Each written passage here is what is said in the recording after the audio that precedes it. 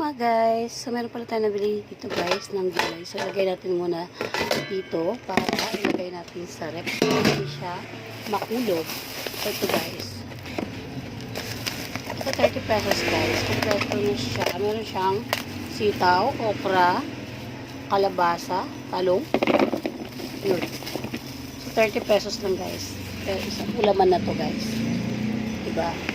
So, gawin natin guys, pasingawin natin, tapos lagay natin sa rep muna.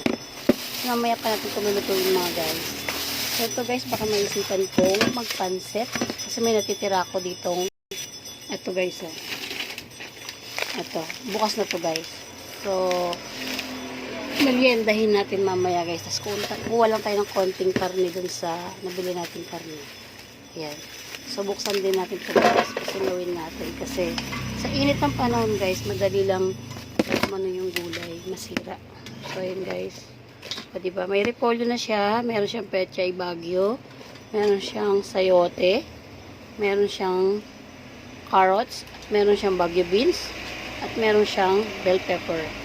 So, ang wala ata dito ay celery. Yun lang wala guys. So, pwede na to guys. So, hindi natin kailangan mag-agilap pa ng iba-ibang gulay para magkaroon tayo ng sahog sa pansit. Diba guys? 30 pesos lang guys. So, may pang merienda na tayo guys. Diba? So, yun guys. Hanggang dito lang po. Bye-bye. Share ko lang to. Tipid-tipid tayo. Bye guys.